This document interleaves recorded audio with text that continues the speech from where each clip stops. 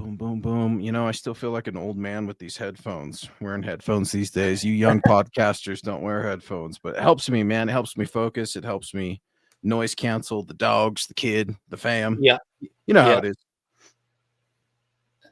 Let everybody come into the stream for just a second, and away we go. Broncos country, what's up? It's Wednesday night. It's MHI. He's Thomas Hall. I am Luke Patterson.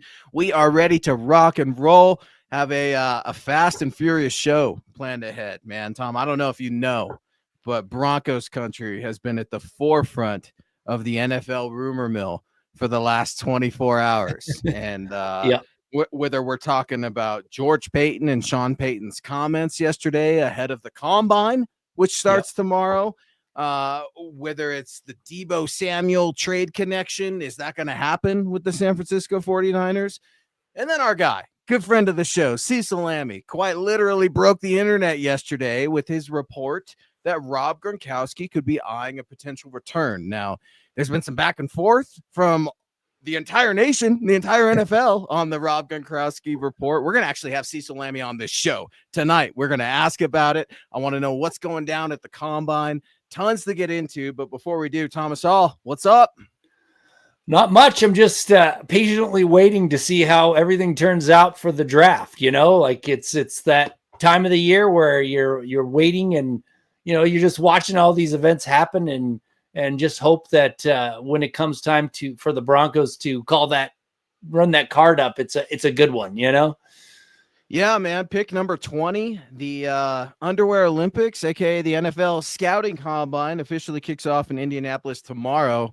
Chad Jensen and Zach Kelberman are boots on the ground for Mile High Huddle. Head on over to milehighhuddle.com and you can check out their latest starting tomorrow. David Yonkin coming in here. Good evening, ladies and gentlemen of Mile High Huddle. What's up, Dave? Our guy DVA. What's up, Broncos country? Make sure you hit that like button on the way in. Please share on all platforms and subscribe if you have not done so already. And we are off and rolling here on MHI. Folks are pumped, man. It's the first big domino after the college road trip, right? The All-Star road trip games, the Senior Bowl, the Shrine.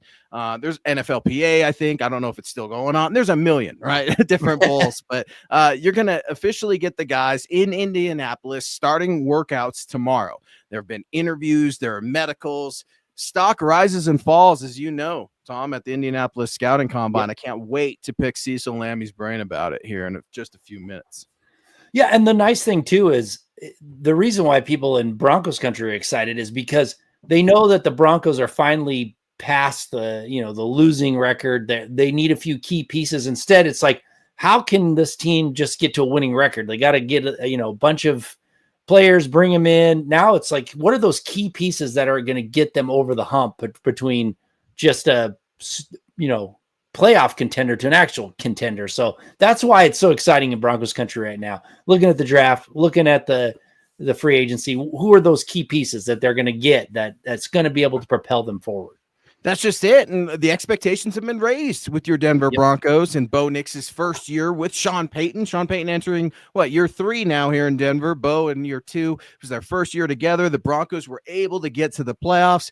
Then they got their asses whipped by the Bills up in Buffalo. All right. The expectation is no longer just to get to the playoffs. It's to go deep. It's to make a run. How do they do that? It starts with the talent evaluation. Tom, you're all over this every Wednesday night. You bring it up. The value of rookie contracts and trying to maximize the value of these selected players, specifically the first round guys, right? With that 5th-year option. This is kind of a do or die moment for Sean Payton now that he has his franchise quarterback in Bo Nix. That's why people are asking about the Ashton Genties of the world. That's why you're seeing Colston Loveland's name continuing to be mocked and connected with the Denver Broncos. Kenneth Grant, a Michigan defensive tackle. Don't sleep on him.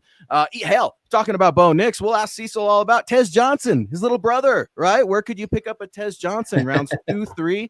Who knows what kind of ammo could be there? Can't wait to talk to Cecil about it, including that famous Rob Gronkowski report. We're going to get to it.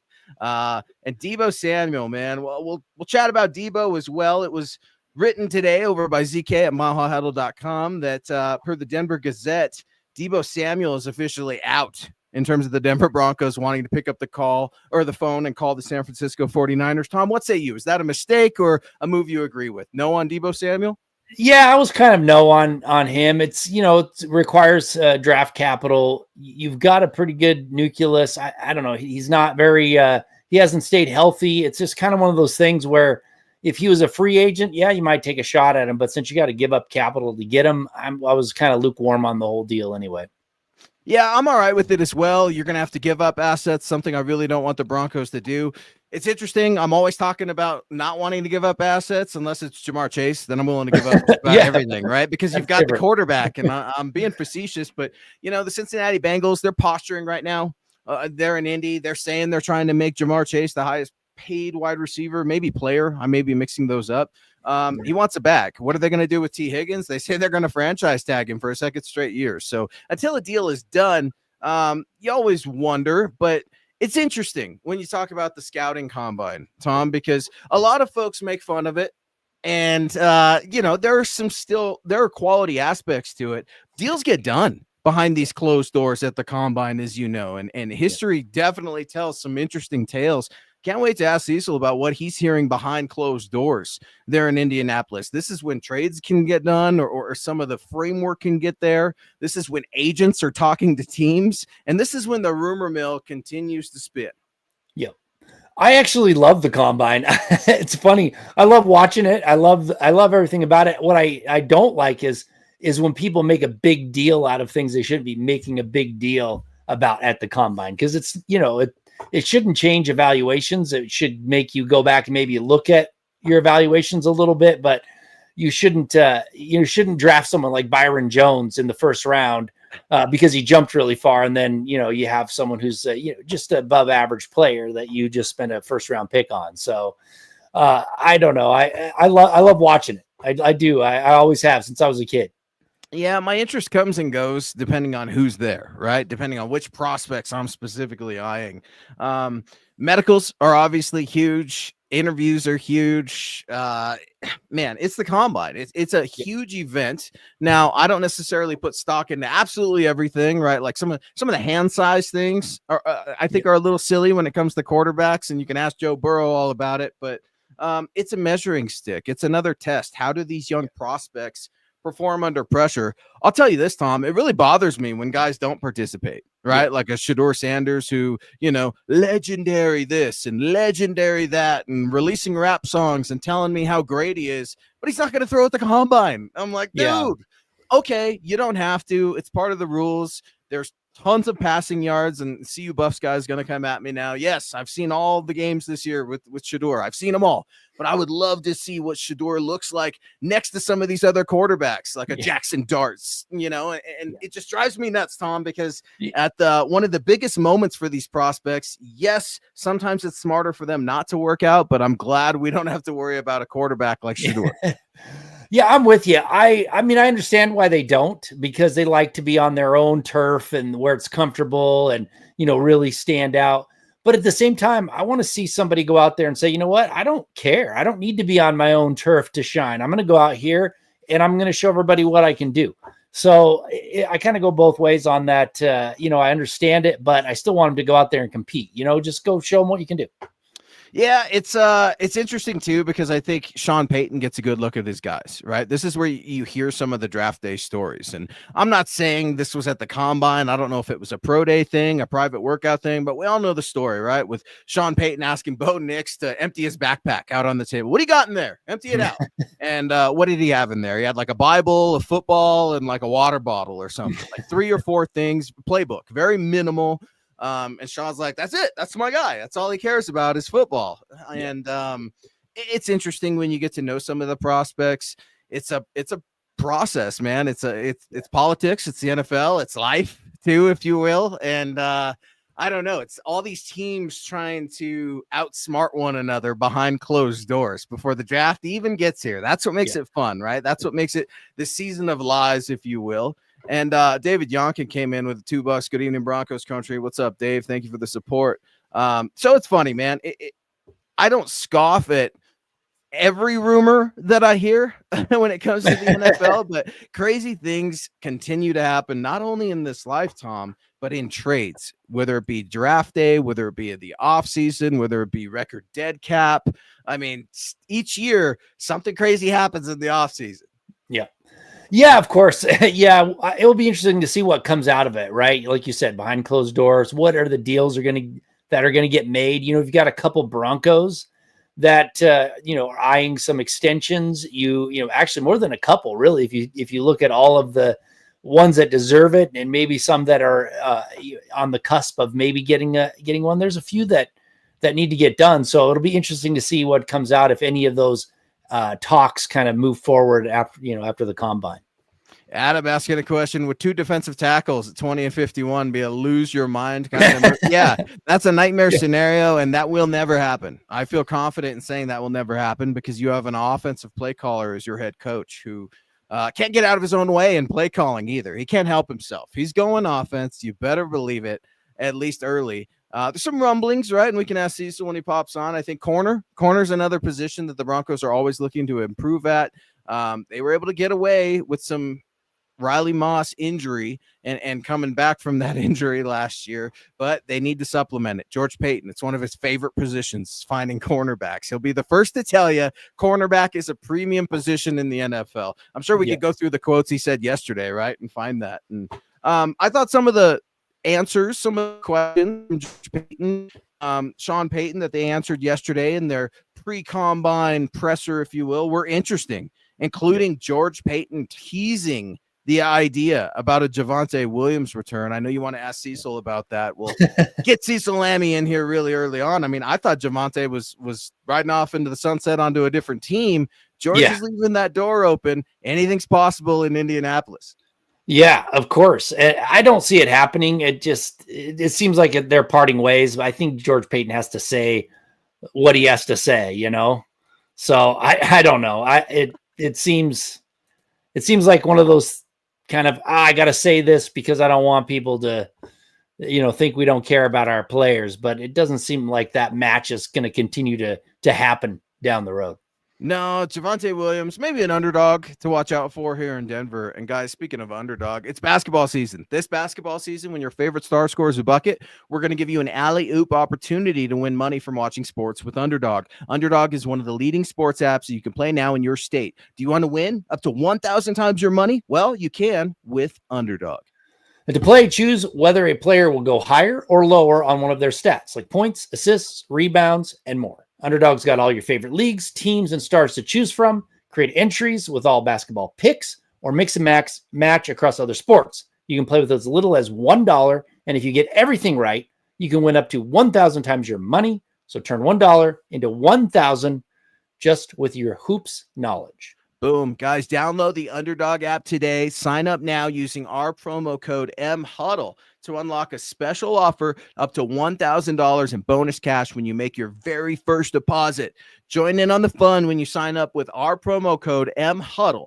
Claim your special offer today and get up to $1,000 in bonus cash instantly upon first deposit. Must be 18 plus, 19 plus Alabama, Nebraska, 19 plus in Colorado for some games, 21 plus in Massachusetts and Arizona, and present in a state where Underdog Fantasy operates. Terms apply. Void in Colorado. Concerned with your play? Call 1-800-GAMBLER or visit ncpgambling.org. Arizona, 1-800-NEXT-STEP or text NEXT-STEP to 53342. New York, call the 24/7 Hope line at 1-877-8-HOPE-NY or text HOPE-NY. Boom, it's MHI. He's Thomas Hall. I'm Luke Patterson. We rock with you every Wednesday night at 6 p.m. Mountain. And we are reacting to a very busy lead up to the Indianapolis scouting combine. 2025 starts tomorrow morning. It's nice to I work remote most times, right? So I can have something on in the background on my phone. I'm going to have it on. I'm going to have the combine on. I'm going to be overreacting on X. I can't stay away from it either, man. It's an exciting time. Cecil Lammey is going to join us from denversports.com. We're going to pick Cecil's mind on the Rob Gronkowski report that damn near broke the internet yesterday, at least social media. And we're going to continue to try to figure out what Sean Payton wants to do in this NFL draft, specifically with round 1, pick number 20, if he stays there? I don't think he's trading down. Tom, would you say he's trading down? Knowing Sean Payton, he's going to go get his guy. But from what I'm hearing, the draft, everybody's saying that the number 13, 12, 15 is the same as number 30. So Adam Schefter's saying that. Can you believe that? Is Adam lost his things are crazy?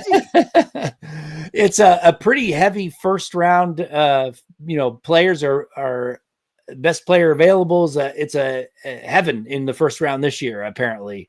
So it'll be interesting, if they decide to say, you know what, there's plenty of great players that if we trade back a little bit, we can pick up a couple. What Sean Payton's done in the past, he's not gonna trade back. He's gonna go get his guy.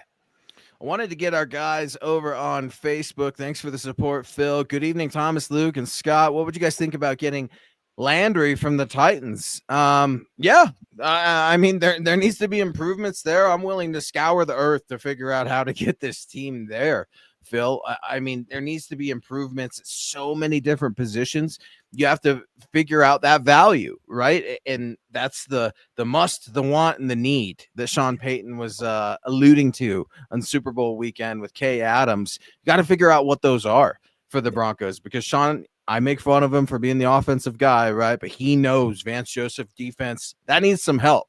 And it was a defense that exceeded my expectations, and I feel like many people's expectations last year, Tom. But it wasn't good enough. And resetting the franchise sack record, that's good and all, but a playoff run, a little bit better. Yeah, and I would say about Harold Landry is you got to trade for him. So if you're going to trade, is that the position that you really need to spend assets for? It's one thing to upgrade it in the draft or find a free agent to upgrade it. But when I look across this team, I see other needs that I'd rather spend some draft capital on if I was going to trade for it, because you've got Benito and you got Cooper, and obviously, you can always stand an upgrade there, but you also have two young guys who really came on, who I think have promise in this league in Tillman and Ellis.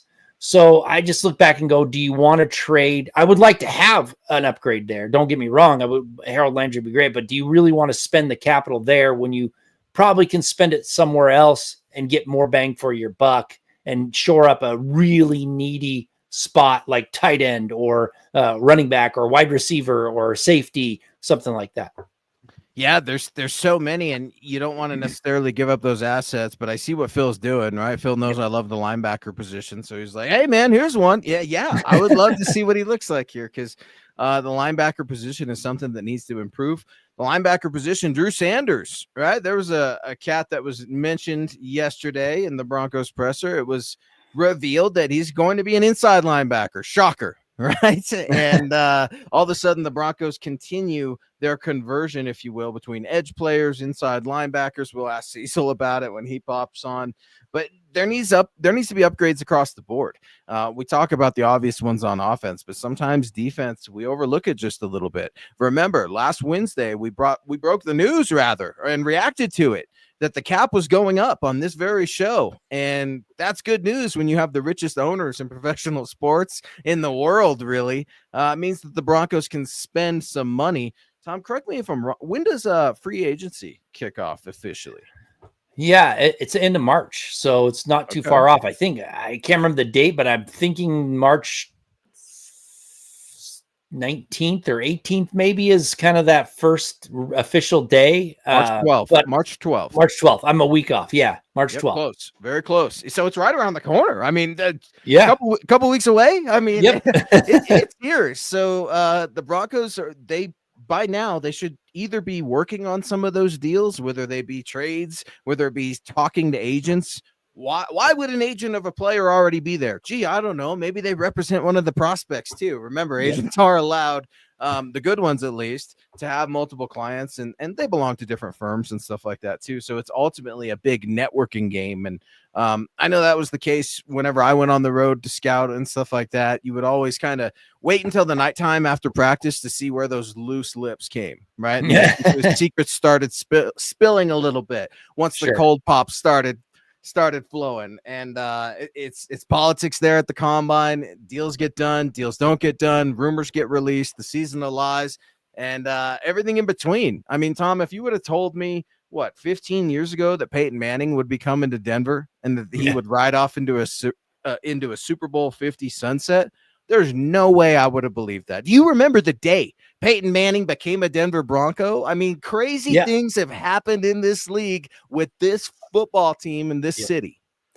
Yeah, I do, and that was one of the big reasons why the Broncos turned it all around, right? And the funny thing too was it was still an unknown whether or not he was going to fully come back from that neck injury. So there was a divided Broncos country, which is, well, he had the Tim Deebo, love fest, and they didn't want Peyton Manning, but there were valid reasons why you're spending all this money on someone you didn't know would be able to throw the football very good any longer. And it turned out he was able to, and had one of the best offensive seasons of all time, one of the best quarterbacking seasons of all time, and the rest is history. But yeah, it was, you never know what's going to happen. And I'm looking forward. I hope something big happens that we aren't expecting this year, just to really punch it up.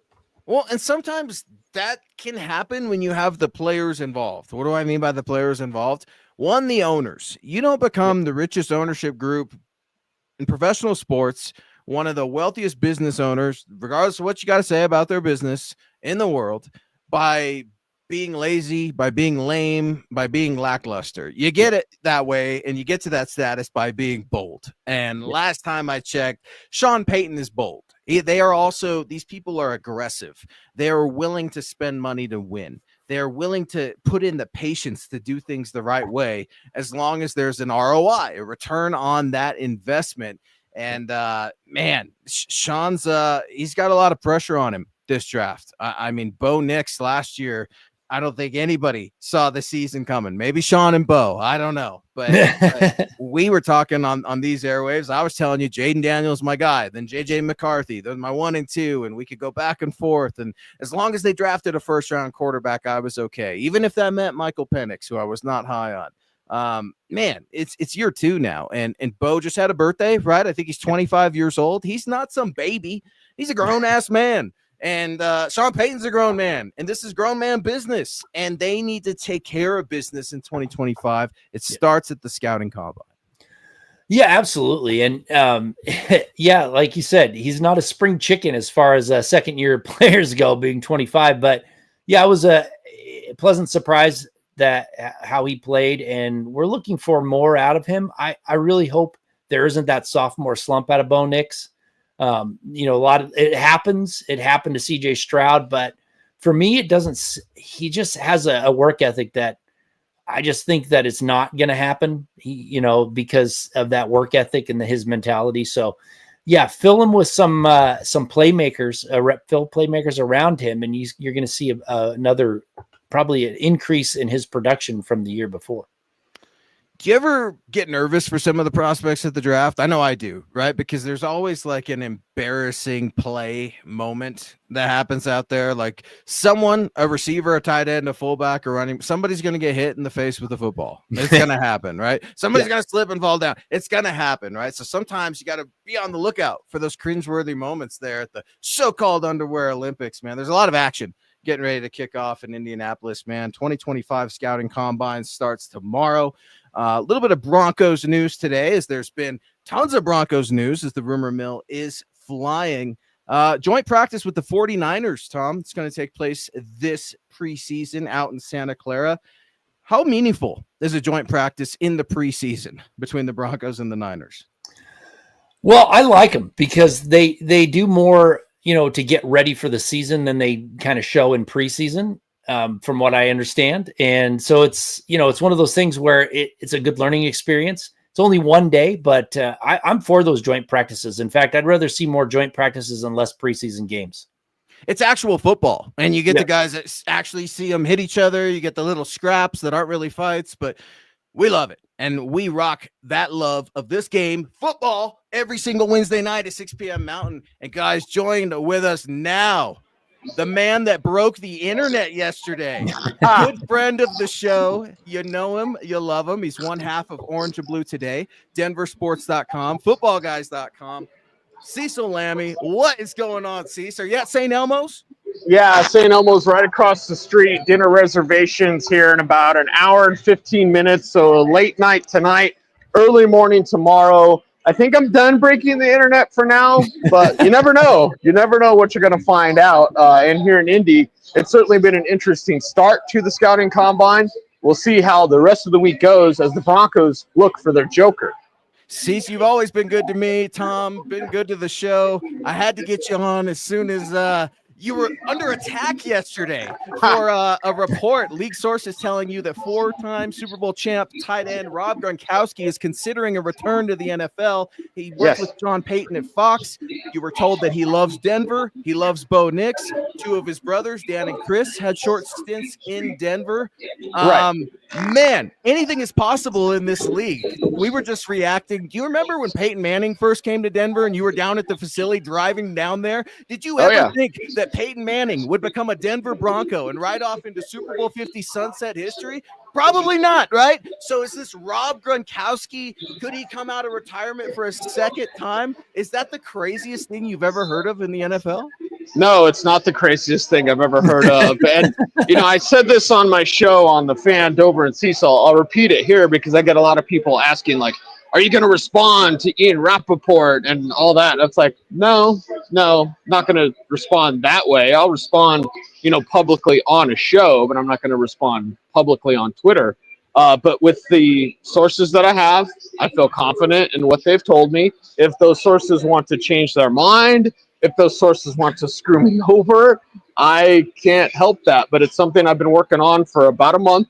And you know me, Luke. You know me, Thomas. I'm not going to run with something willy-nilly. It's something that I've heard, and I just know this. And we won't name the names because we don't need to. But I know who my friends are, and I know who my friends aren't. Because, everyone's trying to do victory laps and all this kind of stuff. I'm having, some pre-game here with Chad Ryder from NFL Network, and he was like, yeah, man, everyone in this industry has that. Everyone in this industry has that where you have sourced information and something goes wrong, something goes off track. So has the last 24 hours been somewhat rough? Sure, yeah, but I've got big shoulders. It's not going to stop me from doing what I do, which is go watch football and scout football and talk to GMs and talk to scouts and talk to coaches as well. So if small-time people want to take victory laps on me, let them. I don't care. This is part of the business. I'm going to give you the best information I possibly can. And, and Gronk, what I like from Jordan Schultz's report is he got Gronk on the record, saying like, hey, I don't have those superpowers anymore. But is that something where he's vacillating back and forth? We don't know. Of course, now it seems like it's not going to happen. It's not possible, as Rappaport said on his tweet, quoting my video, like it's nonsense. All right, well, I didn't hear it as nonsense, and I've got pretty good sources, plural, that had told me that. And again, I've been working on it for a month. Well, so when I have permission to run with something, I'm going to run with it. That's just it. And timing is everything. And sometimes people get upset that they're beaten on report. I know I've been upset before, right? There are hits and there are misses, but scared money don't make money. That's something I've always loved and respected about you. And we've got your back. And here, I'll say this too, right?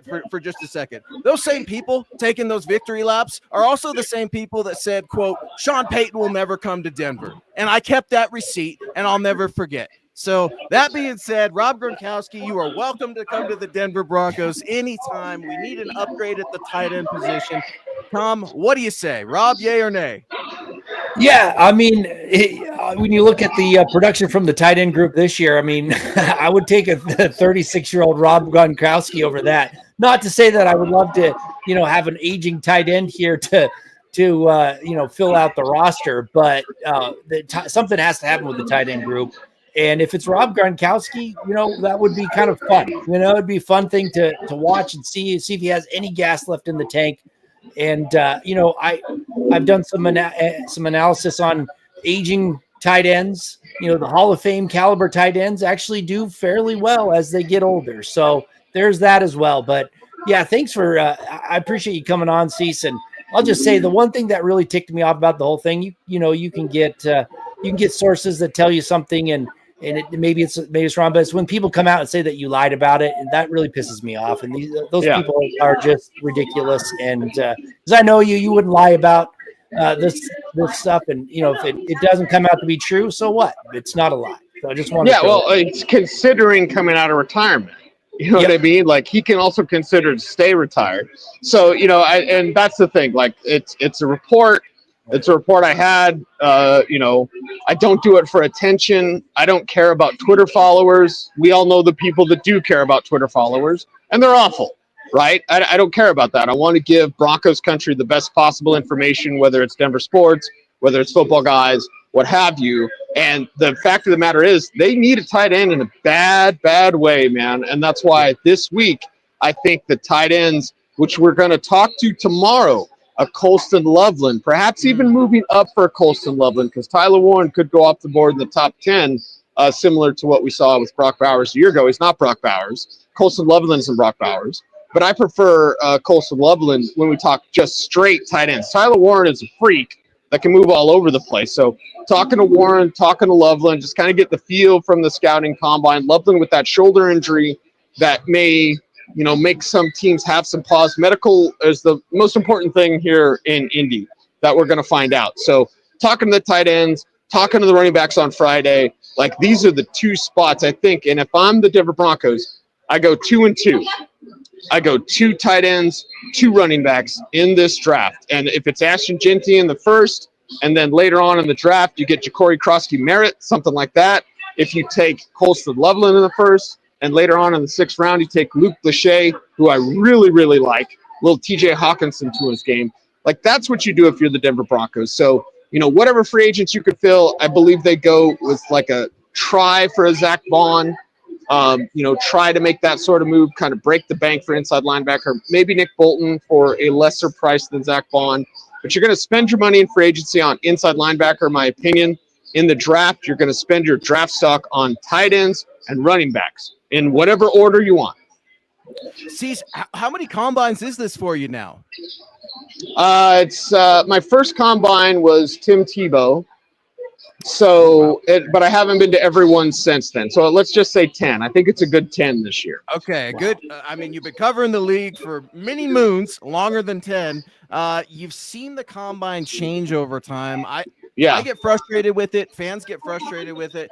Talk to me about Ashton Jeanty not working out, right? Medicals and interviews, that is significant. That's when this gets figured, when you get figured out as a prospect. During this time at the combine, how big a deal Ashton Jeanty not working out, Shedeur Sanders not working out, how big a deal is it in the year 2025 for some of these guys that are pretty much known commodities coming into the draft, but it frustrates the guys like me who just want to see them compete? Yeah, and that's the thing. I think when Tyler Warren says he's not going to compete, nobody says anything. Why? Because when Shedeur Sanders said that, everyone lost their minds. And Shedeur has 900 pass attempts over the last 2 years with Colorado. I don't think we need to see him throw 25 times at Indy. That's just me. I look at what he did on the field, and, it's going to take the right fit. Is that perhaps with the Raiders? Some people don't feel the Raiders are going to take him. Some people feel the Giants are going to do what they can. Joe Shane, the GM of the Giants, was at multiple CU practices and games as he took his hands-on approach with Shedeur Sanders. So I don't think it's a big deal. It's not a big deal for Jeanty. What do you have, like 750 carries, something like that? So we already know what Ashton Jeanty can be, and that's, Jahmyr Gibbs, Christian McCaffrey, not quite Saquon Barkley, but that sort of Barkley bump that you get and that you saw the Eagles get on their way to the Super Bowl. I think that's perfect for the Denver Broncos. He's my guy for the Broncos. If you do not get him and you want an Alvin Kamara, a true joker, then you go TreVeyon Henderson from Ohio State, likely a second-round pick. Omarion Hampton's going to be gone. Caleb Johnson's not really a joker. So TreVeyon Henderson is that guy. Ohio State, he's my favorite of the Buckeyes backs between him and Quinshon Judkins, who the Steelers like, by the way. So, you go Henderson there in the second, or if you want to wait till the third, you go Devin Neal from Kansas, He's more of a Joe Mixon type of back, but one of those players that can be good as a receiver and as a runner as well. Where does wide receiver fit in? I don't think it does. I don't think it does. Wow. I was Sean reading Payton. your piece. I read your piece at denversports.com, and I know you've been very high on Tez Johnson in the later rounds, right? Bo Nix's little brother. But, yeah, we debate constantly on this show. Sean Payton told Kay Adams there are must, needs, and wants. Tom and I have been trying to figure out if wide receivers, any of those in round one. Yeah, and Sean Payton has said we like our receivers better than others. When he got a word in edgewise with Kay, because Kay can talk. She's a talker. We got a runner. We got a talker with Kay, who's a dear friend. I've known Kay for 15 years. So, you look at wide receiver. I want to see more Marvin Mims. They want to see more Marvin Mims. That's hard for me to say in Indy with the window open here at Tom's Watch Bar. But, they want to see more Marvin Mims. Troy Franklin continues to develop. Devon Bailey looks like a stud in waiting. So, you've got young receivers. A.T. Perry, guys. When Andrew Mason and I learned that A.T. Perry had given first-team reps during the season, I've never heard of that. A practice squad guy getting first-team reps. So there you go. That's something that you saw that with this team and this roster, A.T. Perry, Marvin Mims. You already have Cortland Sutton. I think Cortland Sutton gets extended maybe sometime.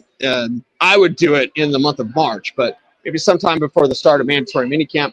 I think wide receiver is a little bit further down the list. And if Tez Johnson is climbing the charts as he was after the Senior Bowl, where I called him 7-11 because he was always open.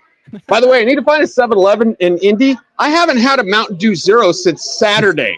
I'm dying over here. I know. I got the shakes because I need my Mountain Dew, man. I talk for a living. I got to have that caffeine, girl. But, I look at wide receiver as more of a,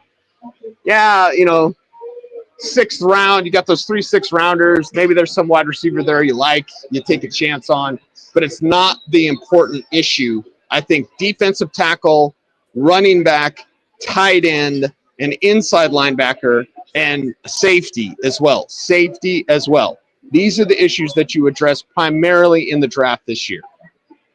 Talk to me a little bit about the news quickly on the way out. Drew Sanders, speaking of linebacker, converted inside. What does that mean for Vance Joseph and the defense in 2025? Cease, it drives me crazy when we see these conversions. The Broncos haven't had a lot of luck, whether it be inside linebacker to edge, pass rusher to inside linebacker. We can talk about Baron Browning, Justin Hollins. Is this just an absolute necessity to move Drew Sanders inside? Yes, I think Sanders is better inside. I had him graded as the number 1 inside linebacker when he came out a couple of years ago. Coach's son, smart player, always around the ball, can arrive with the thunder. And as I've said, I said it on Dover and Cecil today, I believe he's your Alex Singleton replacement next year. You keep Alex Singleton. I know there's some cap savings, but you keep Alex Singleton.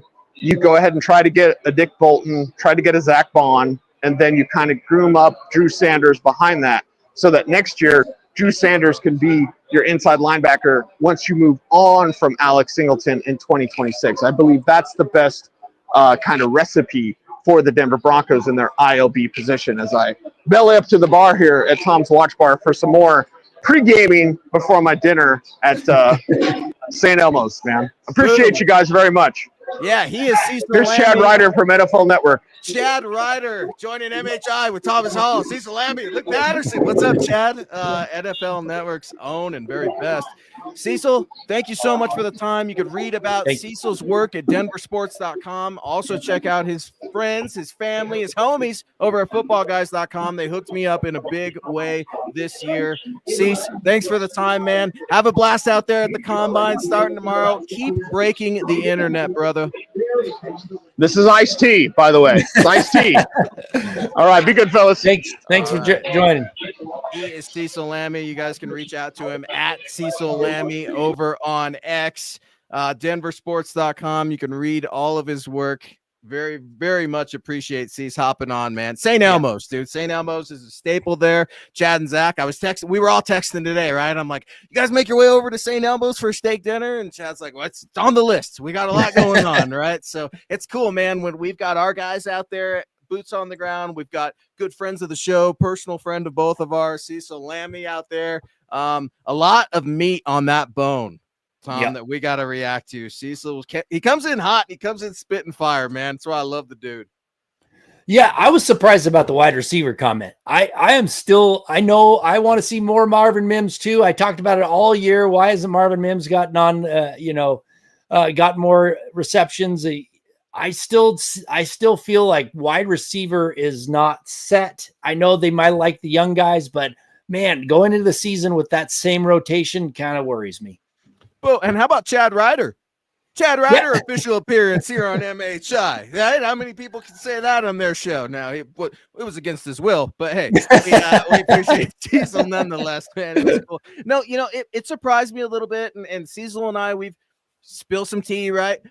We've traveled on the road together. We've evaluated scouting talent together for 3-4 years now. I haven't done it with him the past couple seasons. But it's fun to disagree, and it's fun to we compare notes, right? And then we argue in the car, argue in the hotel, whatever, and then you come back to it and you're like, that's a perspective I hadn't thought of. Before Cecil even came on, I told you it drives me crazy when not all these guys come to work out. I understand it, but he's like, dude, they don't need to. You know what you've gotten in Shedeur Sanders. You know what you've gotten in Ashton Jeanty.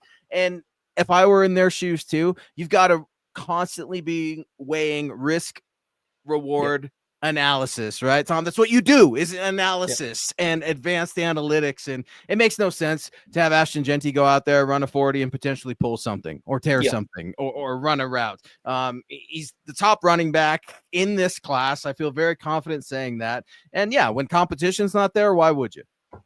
Well, and on top of it, if they go out there and they, don't show out, they could lose millions by dropping a few rounds in the draft, So I get what you, why they're not doing it, right? I understand it. I still like to see them compete, though. The competitor to me is just like, go out there and show them what you got and leave it all out there. But for someone like Shedeur Sanders, you're not going to improve your draft stock much throwing out there at the combine. They already know where you're at. Well, and even as old school as Sean is too, right? Like, and I deem him to be old school. That's my opinion. I think he's adjusted with the times. He wants to protect players. He got guys on snap counts the past couple seasons, right? So, I mean, I could see a world too where coach is like, what are you doing? Why are you running out there? We know you're fast. We get it. Right? That's what Cecil said. 800 carries, 750 or whatever for Jeanty this year. That was interesting. And DVA, man, he's been spot on, dude. He's been eyeing all kinds of talent.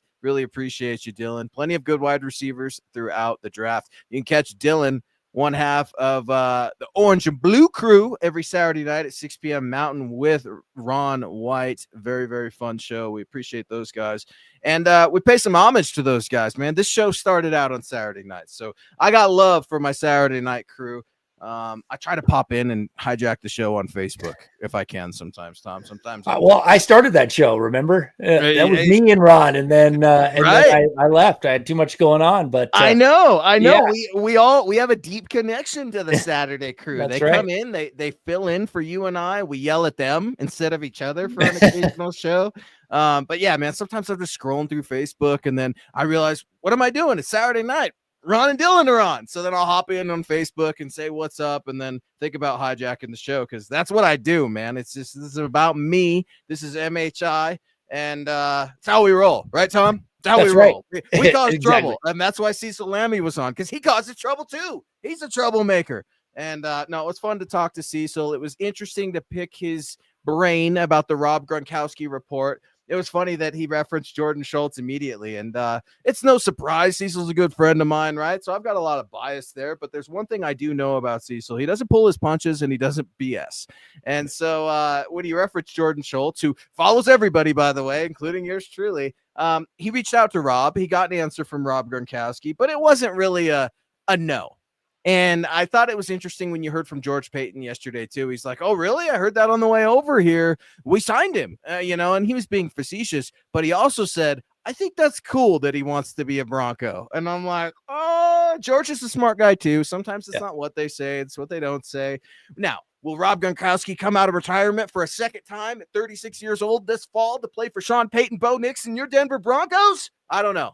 I don't know. It seems steep. Cecil thinks it's a report that he's confident with, but it was a possibility. It doesn't mean it's going to happen. And we all love to react, especially on social media, Tom. So it was fun to get Cecil's retort, if you will, if we want to call it that. There really wasn't an argument at Ian Rappaport, at Jordan Schultz. And Cecil knows those guys. How do I know? Because I've seen him around those guys in the media. I've been around them at the bars, the restaurants, and not everybody's as mean as they appear on social media.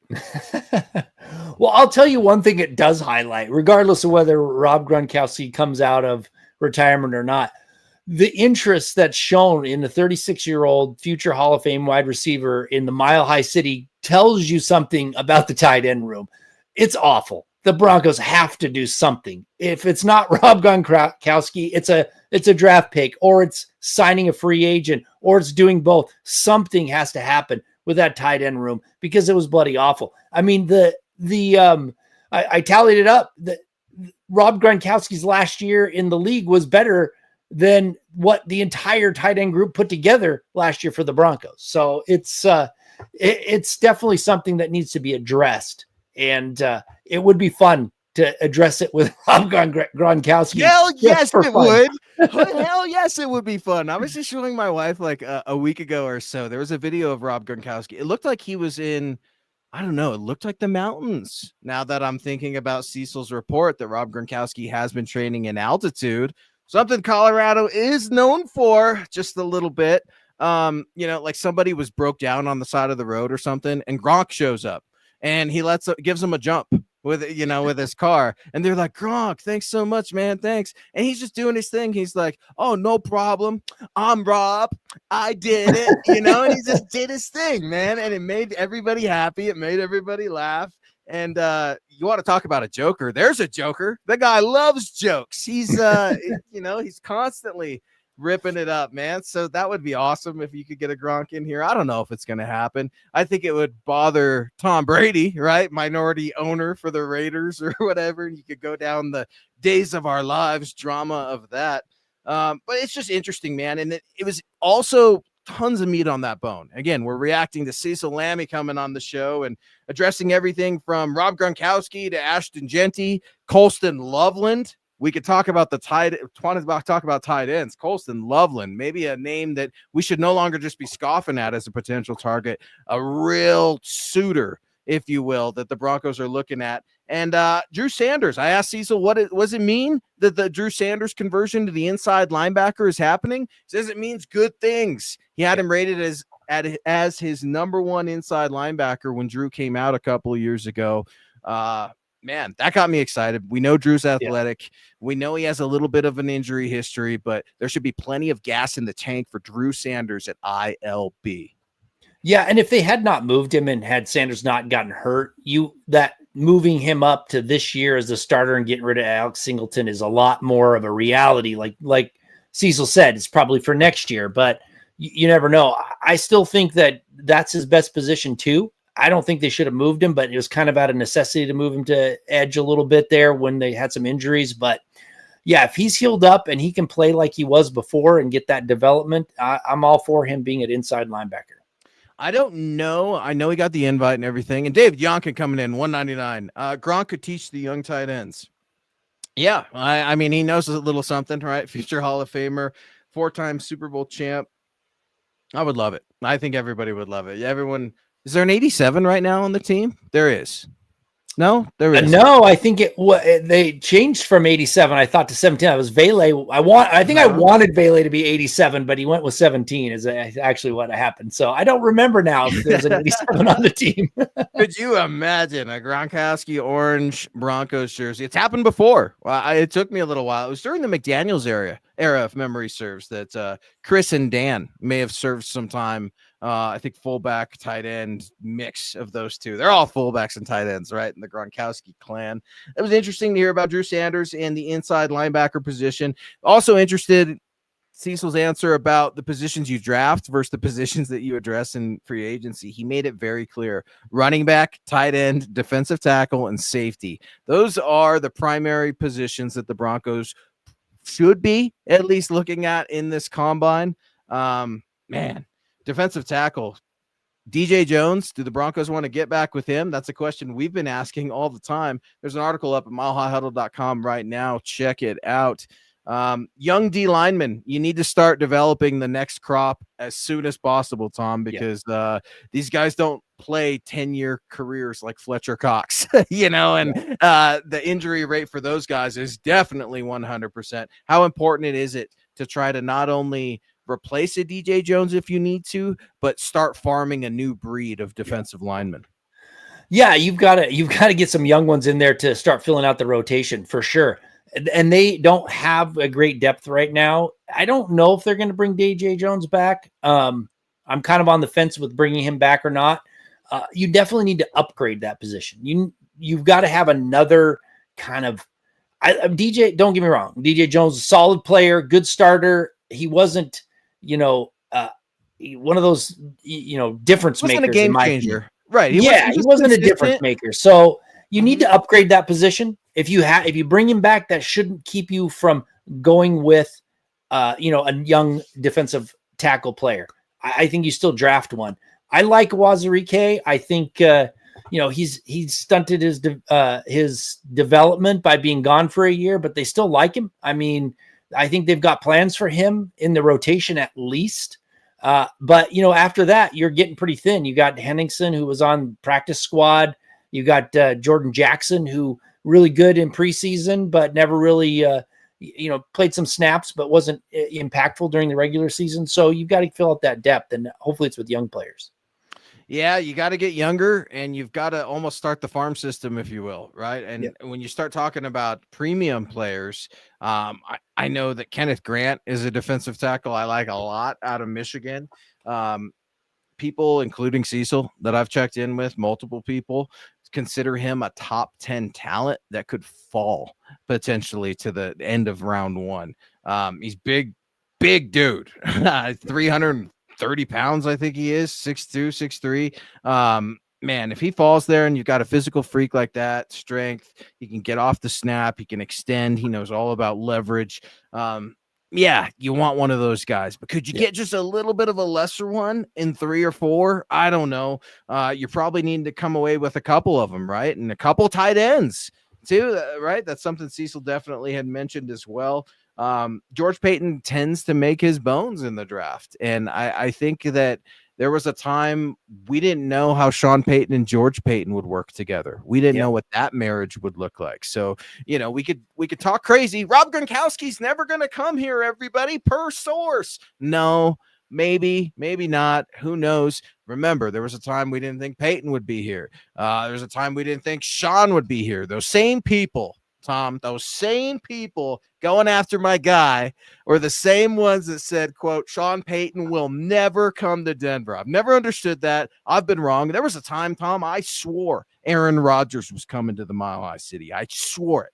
I heard it from great sources on one of my college Roadstar trips, shoulder to shoulder with him, checked around, even emailed Chad and was like, dude, this is what I'm hearing. I think we got to put something out there.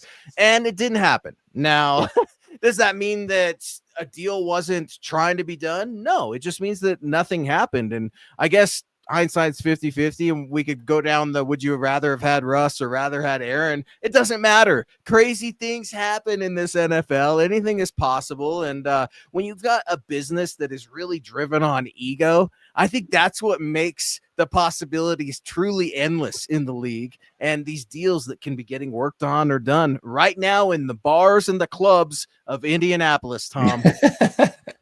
Yeah, you get a few drinks in people and you never know what they're going to start talking about for sure. Yeah, I mean, it's true. Crazy things that happen in the NFL. So I'm not going to write anything off. I still think it's a long shot for him to come back. It really is. No matter how good he is, it's still a long shot. So I hope they're focused on the draft, finding those young players to fill out this team and grow with Bo Nix as he develops. And, if some of these big things happen, that'll just be kind of icing on the cake. But, I think they've got a lot of positions to address. even though they went to the playoffs, they still have a lot of positions that they need to address, and not just address, but upgrade. I think they overperformed a little bit. They need to really hit this draft and free agency out of the park if they want next year to be that next step. Do you have any favorite drills at the combine, Tom? I know you absolutely love it. You tell me how much you love it. I do. I assume there are a couple drills or positions that you really like, or Sure. I don't know, tells something that's important to you when you're evaluating, or just for the entertainment value. Yeah. Of it. What do you like about the combine? Well, for the entertainment value, it's the speed, man. I mean, it's just because I'm not fast, so it's fun to watch people that are fast, you know. So for entertainment value, I love it. And on top of it, when you have somebody that comes in that like blows everybody away, that weren't expecting them to run like a 4.4, they were thinking of 4.6 or something. They're like, whoa, this guy just, we got to go reevaluate. It's fun.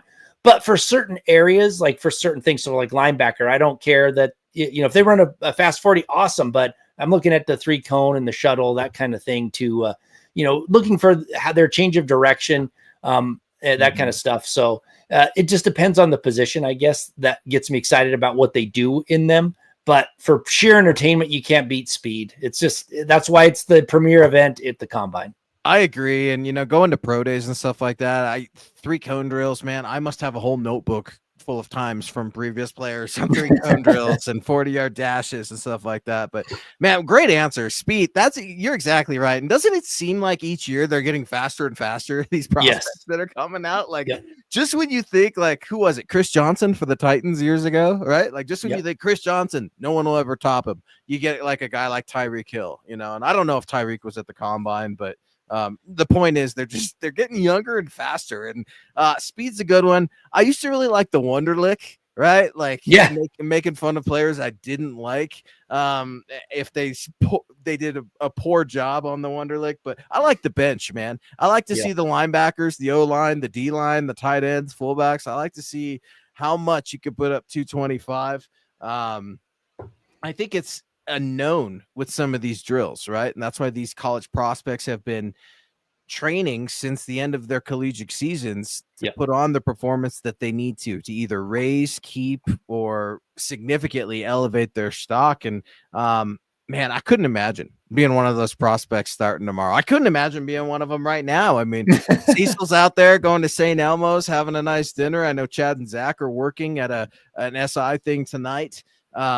Guys and gals are out there working and grinding on the town right now, and then there are a bunch of prospects sitting up in their hotel room.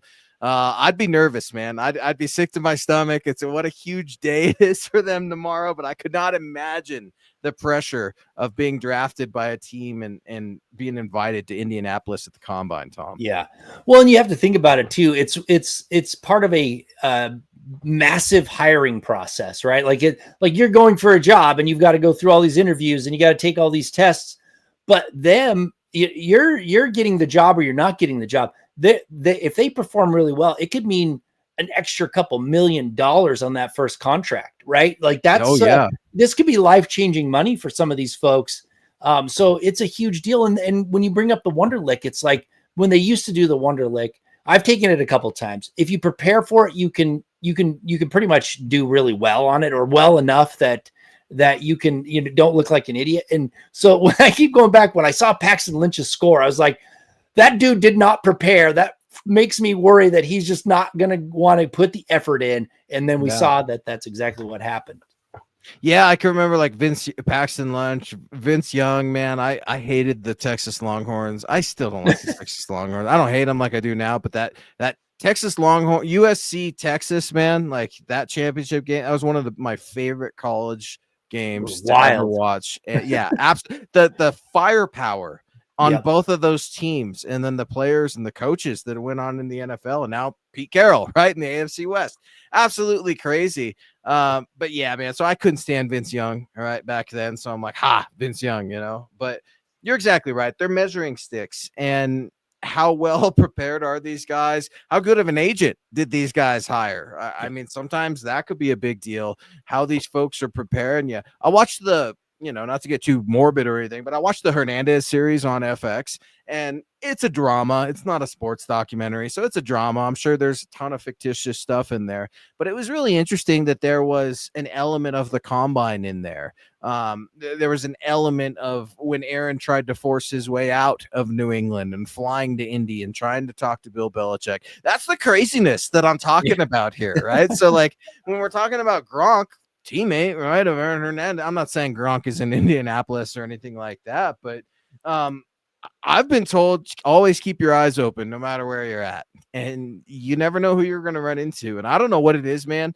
but like whenever we go on vacation, I run into somebody at the pool, at the hotel bar, and it's weird, dude. The last one was Antonio Brown 2 years ago in Key West, Florida. Yeah, it's bizarre, dude.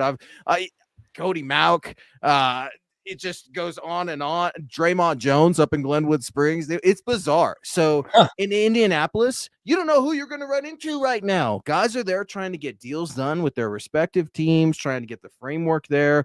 Maybe they want out. I think of Myles Garrett immediately. There's this posturing between the Cleveland Browns and Myles Garrett that they're not going to trade him. You hear all this heat and all this smoke about Matthew Stafford. Is Matthew Stafford going to be on the move? Could he be going to the Giants? Could he be going to the Raiders? Does that mean Aaron Rodgers is a shoe-in for the Rams? I mean, these conversations are happening over steak dinners and cold pops in Indy right now. Yeah, it's crazy. I mean, and it's also a time where people say a lot of things that aren't true, obviously, but they're trying to play that gamesmanship. But you're right. I mean, there are a lot of deals that get done in Indy. I mean, not everybody's there to just watch these guys run around in their underwear, like they say. So underwears, their underwear. Thank God they're not fair. You got everybody. Like there's a lot going on, a lot more than just the events.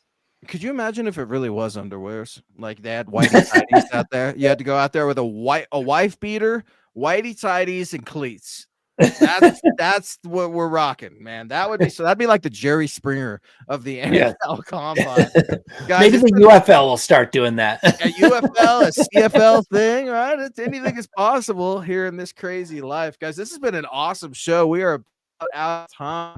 Many thanks to Cecil Lammey for popping in, for talking Rob Gronkowski, for talking Ashton Genty, Colston Loveland, what the Broncos are looking for in free agency versus the draft. We really appreciated his time. Tom, I had a blast, man. What a fun show. The scouting combine kicks off tomorrow. What better way to officially start it than with MHI? That's right. I mean, this is the true offseason. I know that the Shrine Bowl happened, but once the combine starts, you're almost to free agency. This is like we're knee deep in offseason, and it's fun. I mean, I love watching football, but I love this time of the year as well. Boom, guys, great conversation as always. Make sure you share the pod on all platforms. Hit that like button on the way out. Remember, a little bit goes a long way. To some of our friends and our folks in our chat we could not get to tonight, William James Baker, thank you very much for all of your support. Pearl Heater, Michael Ronquillo, Keith Brugman tapping in here, Roy Osborne, Todd Ostendorf. We appreciated David Yonkin. I'm the man. We appreciate everybody. Chase Wellner. When you have guests on this show, sometimes it's tough to get to every single comment, but having a few hundred eyeballs on us right now is truly humbling. We appreciate you guys. Broncos country into the scouting combine. This is the way. This is the way.